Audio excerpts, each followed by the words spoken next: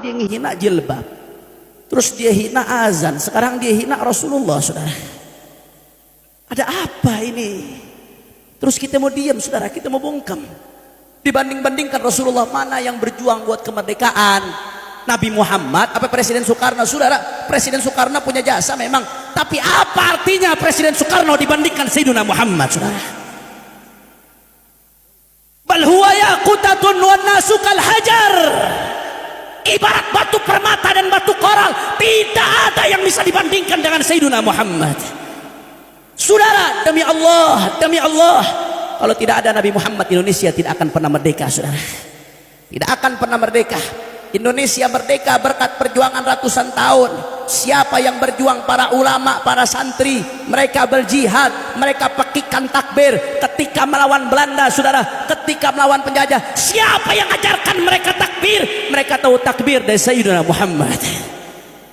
Para ulama angkat pedang berjihad sampai mereka syahid, saudara. Siapa yang mengajarkan mereka kalau syahid mereka masuk surga? Sayyidina Muhammad. Demi Allah, kalau Nabi tidak janjikan yang syahid masuk surga, mereka tidak akan mau jihad lawan penjajah, saudara. Betul, betul. Jangan main-main ibadah Allah. Terakhir sebelum saya tutup ceramah saya mau kutip satu cerita. Kemarin kalau yang hadir di Habib Muhammad bin Alwi Al-Hamid, saya sudah kutip cerita ini, saudara, dari kitab Ad-Durarul Kaminah Al-Imam Al-Hafidh Ibn Hajar Al-Asqalani. Ad-Durarul Kaminah fi a'yan al-mi'ah al-thaminah. Di dalam kitab Ad-Durarul Kaminah terakhir sebelum ditutup, saudara, Al-Imam Ibn Hajar Al-Asqalani menceritakan apa yang diceritakan Ibn Hajar dulu di zaman kerajaan Mongol. Kebetulan rajanya orang kafir, saudara. Di zaman kerajaan Mongol dia bikin hafal, dia bikin pesta yang dihadiri puluhan ribu rakyatnya pada saat itu. Ketika dia bikin pesta, ada salah satu dari pembesar kerajaan Mongol yang orang kafir. Dia pidato, dia berdiri, isi pidatonya nyaci maki Sayyidina Muhammad. Kebetulan pada saat itu di pojok ada kalbus said, ada anjing yang biasa dipakai buat berburu. Ini orang pidato sambil nunjuk-nunjuk itu anjing, arahnya tangannya ke situ, saudara.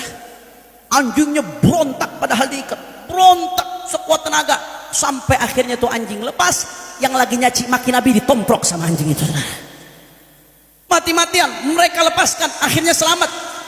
Udah habis-habisan dicakar sama anjing, tapi akhirnya selamat. Dia diri lagi, ada yang nyalain, lu sih nyaci maki Nabi.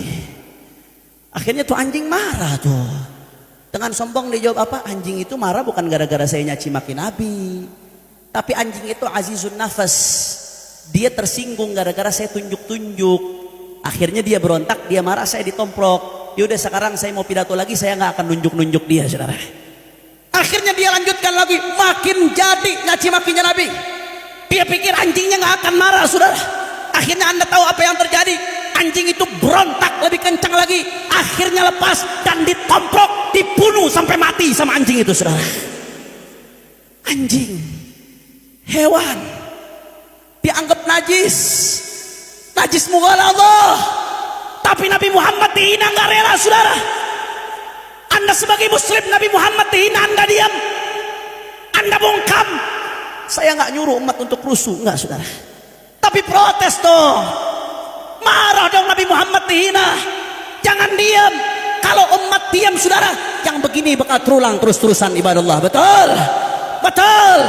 Jangan seperti kata Imam Haddad. Seperti kata Imam Haddad, kadang-kadang orang ya ta'allaluna bi'adzar, banyak alasan, giliran syariat dihina udah deh kita sabar. Kata Imam Haddad begitu. Ada orang-orang munafik ya ta'allaluna bi'adzar, giliran syariat dihina, kemunkaran terang-terangan udah deh kita sabar. Udah dah, kita kan rahmatan lil alamin. Jangan kagetan. Apa sih gunanya marah-marah? Apa sih gunanya teriak-teriak? Manfaat. Kata Imam Haddad, jangan. Giliran dirinya dihina, diangkat golok, saudara. Kira-kira begitu ada atau tidak? Ada atau tidak? Ada. Kalau dirinya dihina marah, agama dihina ngomong sabar. Munafik itu namanya, saudara. Ibadah Allah. Doakan. Kami dari FPI sudah laporkan, saudara.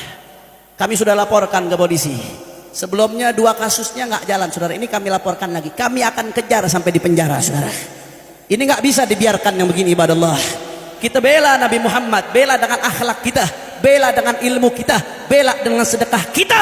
Tapi kita perlu bela juga yang seperti ini mesti dilawan, saudara.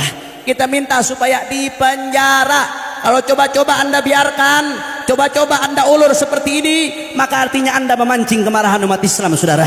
Ibadallah, umat Islam ini seperti lebah di mana dia hinggap, dia berikan manfaat. Madunya itu mahal kalau dijual, sehat, termasuk vitamin yang paling bagus itu madu, saudara. Itu lebah. Tapi kalau ada coba-coba ganggu lebah, ibadallah, masya Allah, dikejar sampai kemana bakal diantup. Begitu juga umat Islam, kita ini cinta damai, kita ini nggak suka ribut, kita ini cinta kondusivitas. Anda baik, kami lebih baik. Anda sopan, kami lebih sopan. Anda santun, kami lebih santun. Tapi saudara, kalau Nabi dihina, syariat dihina, demi Allah lebih baik saya mati daripada diam Nabi dihina, saudara. Takbir, takbir, takbir. Makanya saya mau tanya jawab yang keempat, kira-kira umat Islam Rasulullah dihina terima atau tidak? Orang keras Rasulullah dihina terima atau tidak? Rasulullah dicaci terima atau tidak? Siap bela kehormatan Nabi, siap perjuangkan kehormatan Nabi, siap bela kehormatan Rasulullah. Semua angkat tangannya, Allahu Akbar, Allahu Akbar, Allahu Akbar.